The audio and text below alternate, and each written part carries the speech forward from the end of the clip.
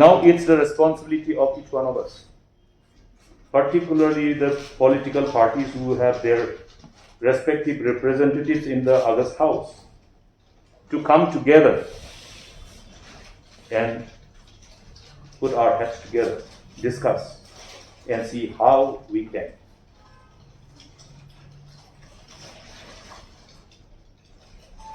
save the state. We have to look at the interests of the people, the larger good of the people. The interests of the state precedes everything else. I have shared this concern and this message also, trying to reach out to our friends in other political parties in the state, who are part of the partners in the coalition government, the MDA government.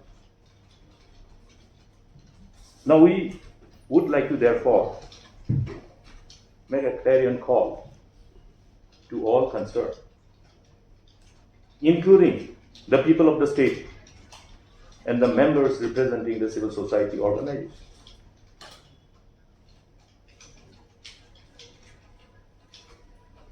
to play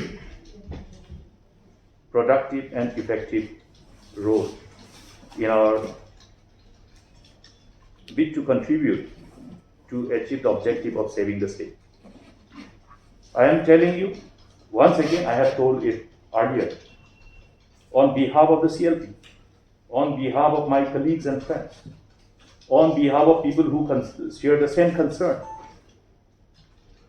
that if we don't act to ensure that there is a new dispensation who will be vested with the responsibility of governance,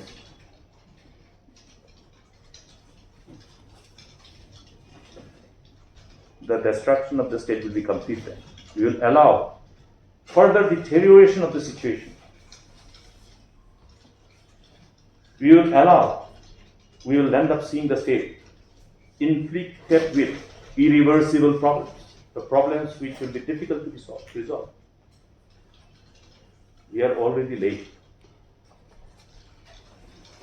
I think the scene around us, what we have seen in the recent past until the Independence Day, only reflect about what we are talking. It actually just is just something which has, I must say, because of the circumstances, we were able to know what is happening. But the undercurrent, which was known to us, we have shared with the government. That's the reason why we say we were asking the government, the chief minister, who should be actually calling number of meetings, particularly the meeting of the State Security Commission. Why was it? Why was it? It was not because we were trying to play to the gallery. No, we meant business. We knew what was happening.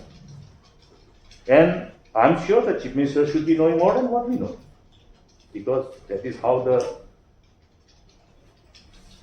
people who are in the helm of affairs of governance are expected to have access to all inputs, multiple inputs. And therefore, friends, it's a matter of concern for each one of us. Today, I'm afraid that if we allow this chalta hai attitude, the government with this chalta hai attitude to carry on, we will have a future that none of us would like to witness.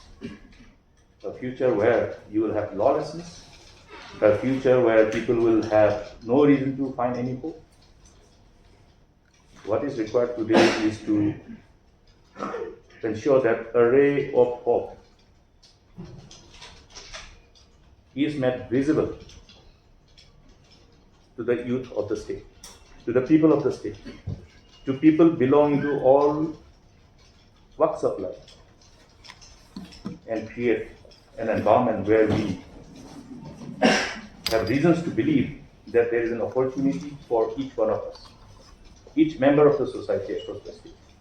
And therefore, there is a reason to come together and ensure peace, restore peace, and sustain peace.